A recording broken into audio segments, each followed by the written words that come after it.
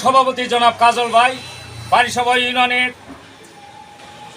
জাতীয়তাবাদী কৃষক দলের সিনিয়র সহসভাপতি জনাব মানিক ভাই, সাধারণ সম্পাদক 1 নং ওয়ার্ড মুশারফ হোসেন এবং সাংগঠনিক সম্পাদক জনাব নজরুল ইসলাম এবং অন্যান্য ভাই ও বন্ধুগণ, সবার প্রতি রইল আমার সালাম। আসসালামু আলাইকুম।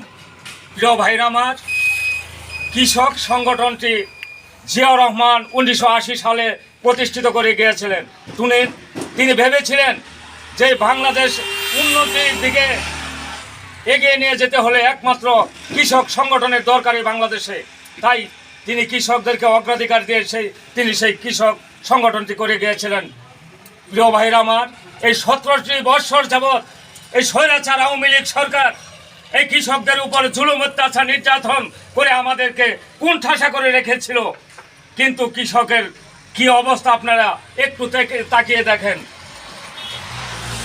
আমাদের জ্বালানির মূল্য কত উঠবে, সার, কীটনাশক সব কিছুই আমাদের হাতের লাগামহীন অবস্থায় রয়েছে।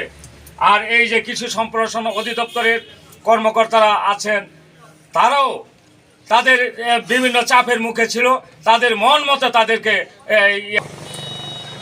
আপনারা এলাকার যত কৃষক আছে সবার প্রতি সমানভাবে বন্টন করে তাদের প্রতি যেন এই বীজ, সার, কীটনাশক সবাইকে যেন দেওয়া হয়।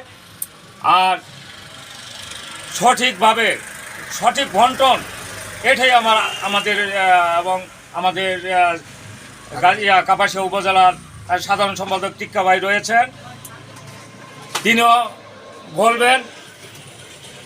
সেই হিসাবে রাশেদ ভাইকে আমি বলবো যে সমভাবে এই হয়, তাহলে আমরা ধন্য এবং